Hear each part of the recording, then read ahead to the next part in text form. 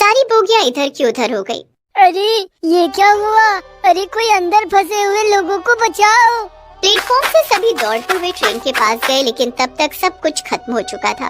Train के अंदर ज्यादातर लोग मर गए थे, लेकिन तभी मुन्नी ने एक दर्द भरी आवाज सुनी और वो आवाज चिंटू की थी। बचाओ, मुझे बचाओ। बिट्टू, वो देख, वही लड़का जो पढ़ रहा था, लगता है वो जिंदा है। चल उसे बचाते हैं। चिंटू के माता पिता मर चुके थे, लेकिन चिंटू किसी तरह बच गया था। बिट्टू और मुन्नी ने चिंटू को बाहर खींचकर निकाला। रो मत लड़के, हमने तुम्हें बचा लिया है। पानी, पानी दो, पानी। से अस्पताल में एडमिट कर दिया। अस्पताल में कुछ दिन चिंटू का ट्रीटमेंट हुआ था। उसे अपने माता पिता के बारे में कुछ याद नहीं था। चिंटू ने मुन्नी और बिट्टू से पूछा, बिट्टू, मुन्नी, मैं कौन हूँ? क्या तुम लोग पहले से ही मेरे दोस्त थे? बिट्टू ने मुन्नी को चुपके से बताया। मुन्नी, लगता है ये सब कुछ भूल चुका है। अब इसे एक्सीडेंट के बारे में बताकर कोई फायदा नहीं, फालतू में इसका दिल दुखेगा। हाँ बिट्टू, तू सही कह रहा है, मुन्नी ने चिंटू को बोला। हाँ चिंटू, हम सब पहले से ही दोस्त थे। मैं क्या करता था? तुम हमारे साथ पहले से ही भीख मांगते थे और खेल कूद करते थे। अच्छा, तो ये बात है, लेकिन मुझे बहुत भूख लगी है। हाँ तो चलो ना, भीख मांगकर पैसे इकट्ठे करते हैं और फिर खाना खाते हैं। तीनों ट्रेन में चढ़ गए और भीख मांगने लगे। भगवान के नाम पे भीख दे दीजिए मालिक, एक भूखे का पेट भरेगा, भगवान आपका भला करेगा। चिंटू को भीख मांगते हुए देखकर एक आदमी ने उसे बुलाया। अरे बच्चे, इधर आ। हाँ बोलिए मालिक। तू तो अच्छे घर का लड़का लगता है, तो फिर यहाँ भीख क्यों मांग रहा है? नहीं मालिक, मैं तो प्लेटफॉर्म में ही रहता हूँ, आपको कोई गलतफहमी हुई है। चिंटू ने ऐसे ही भीख मांगना शुरू कर दिया और इसी तरह कुछ दिन बीत गए। 1 महीने के अंदर बाहर का टेम्परेचर 5 डिग्री से भी नीचे चला गया और सभी ठंड से कांपने लगे। लोगों के पास तो फिर भी ठंड के कपड़े थे, लेकिन चिंटू, मुन्नी और बिट्टू के पास तो कुछ भी नहीं था। रात रात भर वो तीनों ठंड से कांपते हुए प्लेटफॉर्म पर ही सोए रहे। बहुत ठंड लग रही है यार, इस तरह कब तक रहना होगा? हम तो हर साल रहते हैं भाई। लगता है बर्फ भी गिरने वाली है। मुझे तो बहुत ठंड लग रही है, ऐसा लग रहा है कि मैं इस ठंड में मरने वाला हूँ। चिंटू को बहुत ठंड लग रही थी और अगले दिन से बर्फबारी भी शुरू हो गई। ठंडी तेज हवा बहने लगी।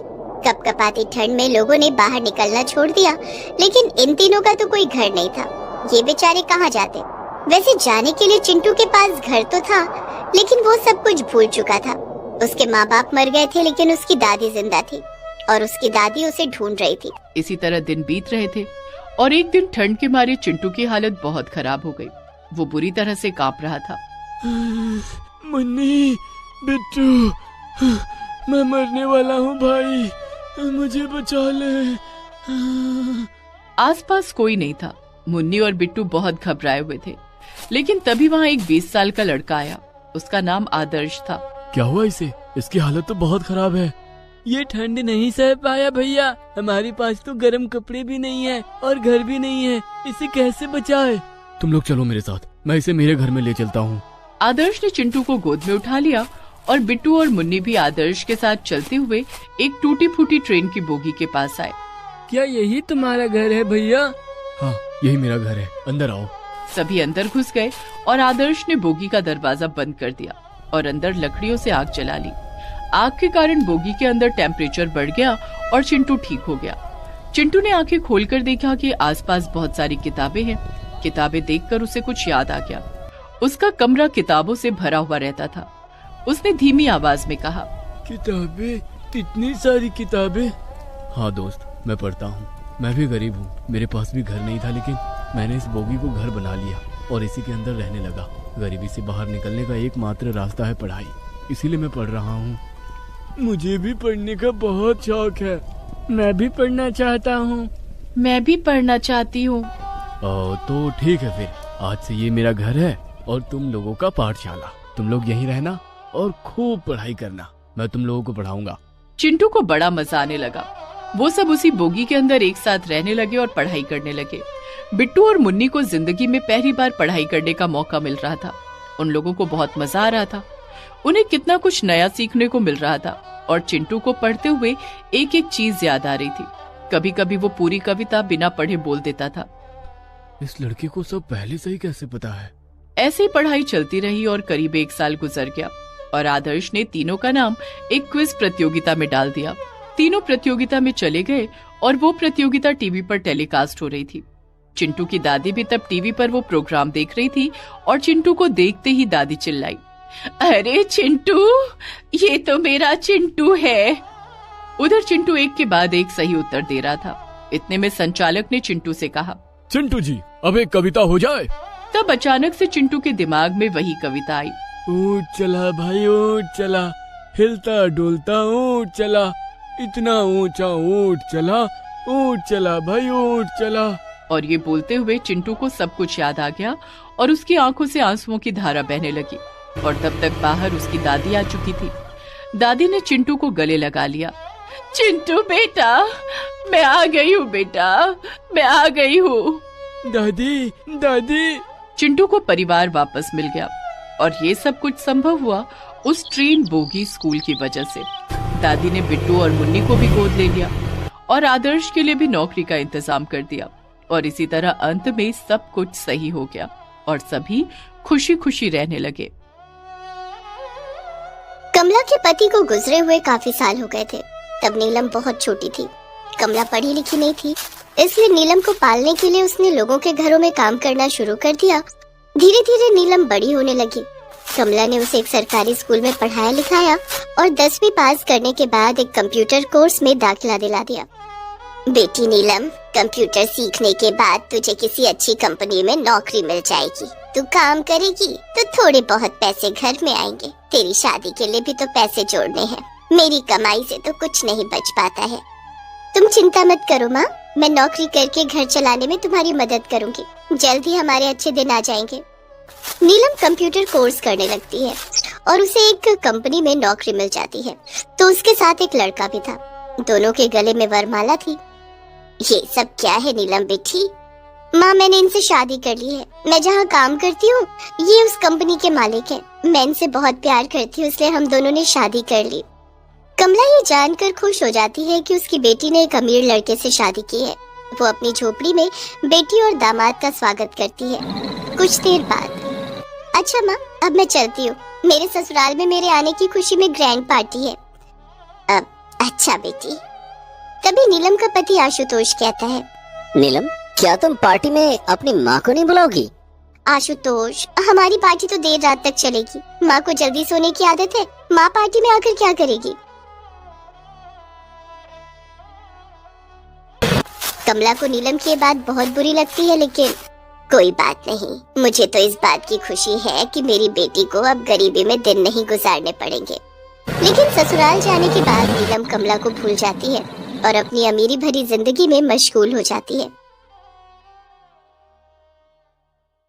और जाकर महंगे महंगे गर्म कपड़े और कोट खरीदे।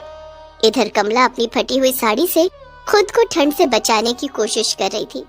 नीलम के पति आशुतोष ने कहा, नीलम, अपनी माँ के लिए भी कुछ गर्म कपड़े ले लो। माँ के लिए नए गर्म कपड़े लेने की क्या जरूरत है? घर में काफी सारे गर्म कपड़े रखे हैं जो पुराने हो गए। मैं उन्हें माँ को दे दूंगी। लेकिन इतनी ठंड में उस झोपड़ी में कौन जाएगा? झोपड़ी से उसकी बूंदें टपकती हैं। ये मत भूलो नीलम कि तुमने अब तक उसी झोपड़ी में अपनी जिंदगी बिताई है और अब तुम्हें वही झोपड़ी बुरी लग रही है। वो सिर्फ एक झोपड़ी नहीं, तुम्हारा मायका है। आप तो बस हमेशा मुझे ताने मारते रहते हैं। ठीक है, मैं चली जाऊंगी वहाँ। लेकिन माँ के लिए नए कपड़े ले लो। उन्हें पुराने कपड़े देना ठीक नहीं होगा। मेरी माँ को मुझसे बेहतर कौन जानता होगा? उन्हें हमेशा से दूसरों के पुराने कपड़े पहनने की आदत रही है। अब आप चलिए, फिजूल खर्ची करने की कोई जरूरत नहीं है। नीलम आशुतोष का हाथ पकड़कर उसे मॉल से बाहर ले आती है। माँ, देखो तो कौन आए हैं। अरे नीलम, मेरी बेटी, कैसी है मेरी बच्ची? मैं ठीक हूँ माँ। ये देखो, मैं तुम्हारे लिए गर्म कपड़े लाई हूँ। कल ही इन्हें मॉल से खरीदा है। नीलम ने गर्म कपड़े कमला की ओर बढ़ा दिए। कमला गर्म कपड़ों को खोलकर देखने लगी। उसमें से कुछ स्वेटर देखने में बहुत पुराने लग रहे थे और कुछ फटे हुए भी थे। लेकिन कमला ने नीलम से कुछ नहीं कहा। तभी नीलम के सिर पर ओस की एक बूंद आकर गिरी जो झोपड़ी से टपक रही थी। ओह, मेरे सिर पर ओस टपक रही है। मेरी तबीयत खराब हो जाएगी। अच्छा माँ, मैं चलती हूँ। तुम अपना ख्याल रखना। रुक तो बेटी, मैं चाय बनाती हूँ, चाय पीकर जाना। नहीं माँ, अब मैं और नहीं रुक सकती, यहाँ मुझे बहुत ठंड लग रही है। पता नहीं तुम इस झोपड़ी में कैसे रहती हो। कमला को एहसास हो गया था कि नीलम उसकी गरीबी से चिढ़ती है। अमीर लड़के से शादी करने के बाद वो अपनी माँ को ही नीचा समझने लगी है। नीलम तुरंत गाड़ी में जाकर बैठ जाती है और ड्राइवर से ब्लोअर चलाने के लिए कहती है और हीटर ऑन कर देती है। इधर कमला नीलम के लाए हुए फटे पुराने गर्म कपड़े पहनकर संतोष कर लेती है। लेकिन थोड़ी देर के बाद कमला देखती है कि उसकी झोपड़ी के दरवाजे पर उसका दामाद खड़ा। अरे दामाद जी, आप? अभी अभी नीलम बेटी आई थी। आशुतोष के हाथ में एक पैकेट था। वो पैकेट कमला की ओर बढ़ाते हुए बोला, सासू माँ, मैं आपके लिए कुछ गर्म कपड़े लाया हूँ। लेकिन इसकी क्या जरूरत थी? नीलम भी मेरे लिए गर्म कपड़े लाई थी। जरूरत थी सासू माँ। आशुतोष ने गर्म कपड़ों का पैकेट नीलम के हाथ में दे दिया। नीलम ने जब उन्हें खोलकर देखा तो वे सभी कपड़े नए और काफी महंगे लग रहे थे। सासू माँ, इस झोपड़ी में तो आपको बहुत ठंड लगती होगी। लगती तो है बेटा, लेकिन मेरी हैसियत सिर्फ इस झोपड़ी की ही है। नहीं सासू माँ, अब मैं आपको यहाँ नहीं रहने दूंगा। अपना सामान बांध लीजिए। लेकिन जाना कहाँ है? वो सब मैं आपको बाद में बताऊंगा। कमला अपना सामान बांध लेती है। आशुतोष उन्हें अपनी कंपनी के गेस्ट हाउस में ले जाता है। आज से आप यही रहेंगी। आपको यहाँ खाना पीना और कपड़े सब कुछ मिलेगा। कमला ने देखा कि कमरे में हीटर लगा हुआ था और कमरा काफी गर्म था। अच्छा सासू माँ, अब मैं चलता हूँ, लेकिन आप नीलम को कुछ मत बताइएगा। ठीक है बेटा। वो देखता है कि नीलम फोन पर किसी पर गुस्सा कर रही है। तुम्हें अभी गांव जाना था, कितनी ठंड पड़ रही है, अब यहाँ घर का काम कौन करेगा? क्या बात है नीलम, किस पर गुस्सा कर रही हो? काम वाली 2 महीने के लिए गांव चली गई है। इतनी ठंड में बर्तन धोना, खाना बनाना और झाड़ू पोछा, ये सब कौन करेगा? तो दूसरी काम वाली रख लो। कईयों से बात कर ली, कोई भी तैयार नहीं है। तो फिर तुम्हें खुद ही ये सब करना पड़ेगा। नहीं, मुझसे घर का काम नहीं होगा। एक काम करती हूँ, कुछ दिन के लिए माँ को घर बुला लेती हूँ। वो घर का काम कर देंगी और उन्हें भी इस ठंड में उस टूटी फूटी झोपड़ी से राहत मिल जाएगी। क्या तुम अपनी माँ को इसलिए यहाँ बुलाओगी? हाँ, वैसे भी उन्होंने सारी जिंदगी यही काम तो किया है। नीलम उसी समय अपने मायके जाती है और अपनी माँ को पुकारने लगती है। माँ, माँ, कहाँ हो तुम? लेकिन नीलम देखती है कि झोपड़ी में कोई नहीं है और ना ही कमला का कोई सामान वहाँ था। माँ तो झोपड़ी में है ही नहीं और ना ही उनका कोई सामान वहाँ है। कहीं तुम्हारी माँ घर छोड़कर कहीं चली तो नहीं गई? माँ का इस दुनिया में मेरे अलावा और कोई नहीं है। माँ कहाँ जा सकती है? तभी नीलम के घर पर एक काम वाली आती है। दीदी, आपको काम वाली की जरूरत थी ना? हाँ हाँ, तुम्हें क्या क्या आता है?